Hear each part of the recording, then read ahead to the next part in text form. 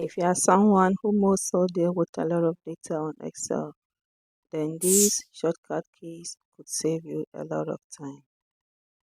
Without further ado, let's get started. Number 1. Click on any cell within your dataset. Press Ctrl T to convert to table. The Design tab is also activated, giving you a lot more options to control your table. You can select the table style you wish. You can summarize with pivot table, remove duplicates, and convert back to range.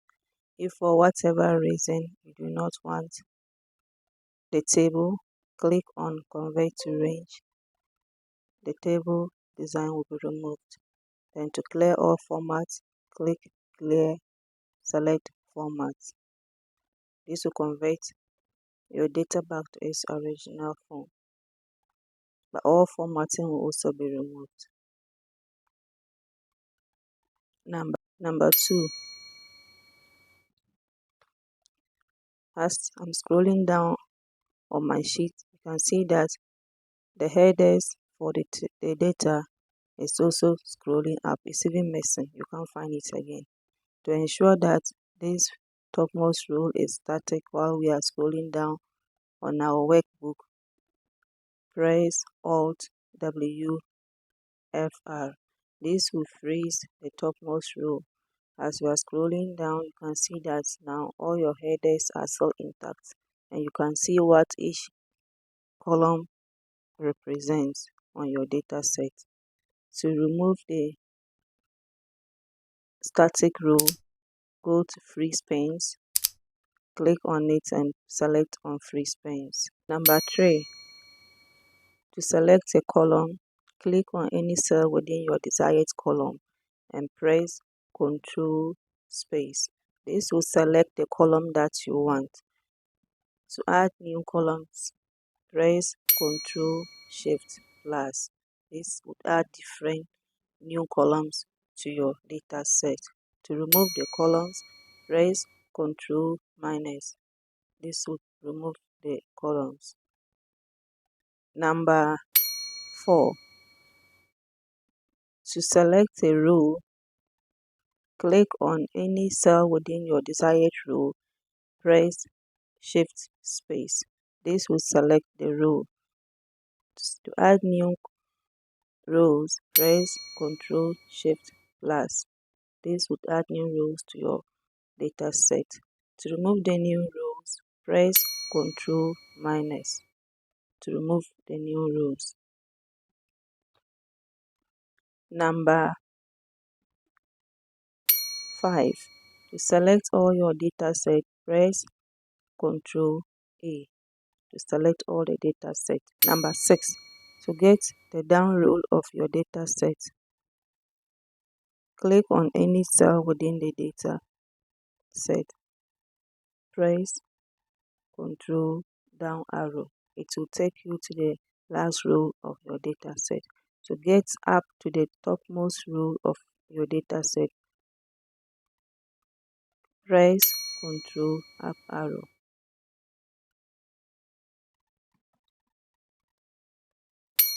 Seven. Let's say for whatever reason you may want to hide a row. There are some, maybe let's say row number 11. You don't want this row. You don't want it to be showing. You want to hide it. What you can do is press Ctrl 9. Ctrl 9 to hide it. To undo, press Ctrl Shift 9 to undo the row that you hid. Number 8.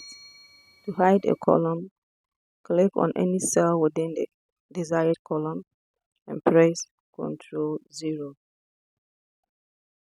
The column is hidden.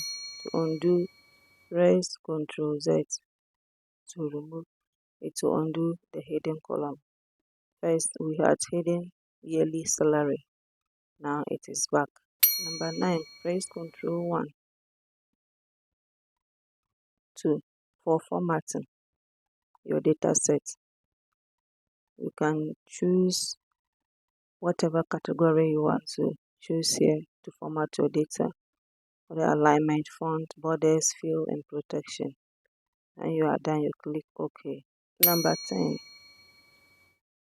Ctrl H to find and replace. Let's say you want to replace 100,000 within the salary column. So any column, any row that is having 100,000 will be replaced. In this case, you press Ctrl H,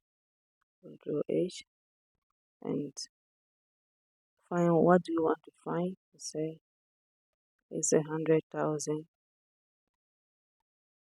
and we want to replace 100,000 with 150,000. See, say replace all. So all that are 100,000 will replace toward 150,000.